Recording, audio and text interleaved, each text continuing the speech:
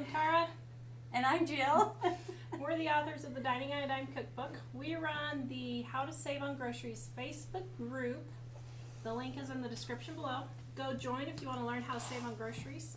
Also, check out our cookbook, Dining on a Dime. Today we are answering the question, my husband has to have meat for every meal. How am I supposed to save money on meat? Don't look at me. I don't want to get in trouble first thing.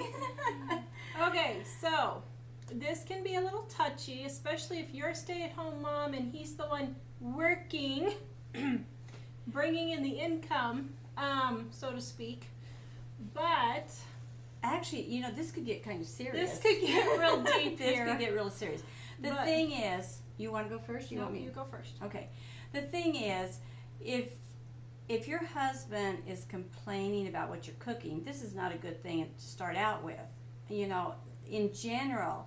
And if he thinks he has to have meat and you don't have the money to get the meat for him, you can do two things. You can, first of all, sometimes some women have actually taken their husband's grocery shopping with them because they have no clue. Absolutely no clue of how much meat really is in their mind. I had one lady who expected her to feed her family of 6 for $100 a month.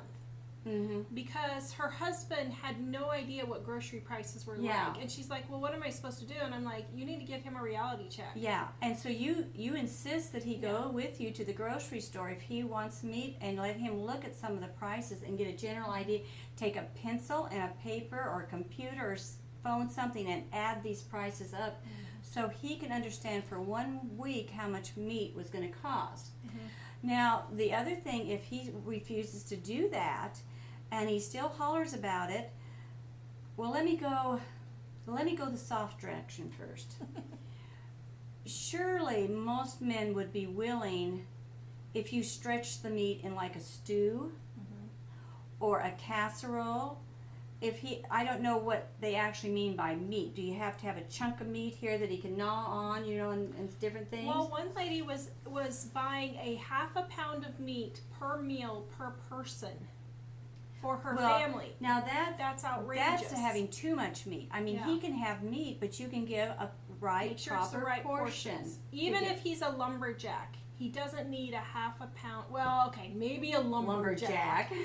But I guarantee you there are not that many lumberjacks out around. there. And so and so he might need a little bit more than the average guy that works in an office, so take that into consideration. But if you can't just do another way to do it is, like I said, to stretch it with the stew and that type of thing. And that's the softer approach. If he'll allow you, see if you can't do 1 or 2 meals with making a stew, making a beef stroganoff, making green chili, making tacos, or even like having that. a meatless meal like a pasta salad with a bread or rolls or something like that, and a lot of veggies to go with it. You might, if you work 1 meal in a week to start out with, start slow.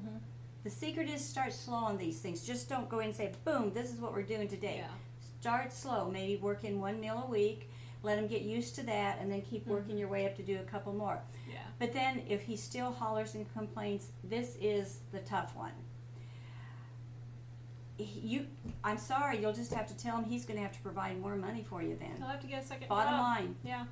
Sometimes we don't like the bottom line answers, but they're the only answers, and we avoid them, we dance, we skirt around them, thinking that if we do that, there's going to be some other answer out there. But the bottom line is, if he's insisting he wants his steak every night or something like that, then say, okay, I'll do it, but you got to give me the money for it. And I'm not putting it on the credit card. No. That's not okay. No. Yeah.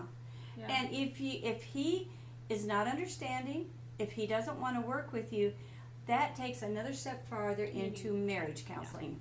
You've got marital problems. And when a lot of women say, my husband won't let me do such, and I am not, well, we won't go there, but a lot of women, you know, you can do it in a caring, loving way and say, you know, I really can't afford to get the meat like this. Can you show me what you want me to do about it? Yeah. You can do it in a loving way. You don't need to be harsh start. You can be And firm, if he's but you can be loving. If he's doing things like getting his coffees, eating his lunch out, whatever, well, you're just going to have to tell him, you know what, you're buying those things, so that means we can't afford the meat. If you don't want the meat, then I'll be happy to make you your lunch, and we can make coffee in the morning for you.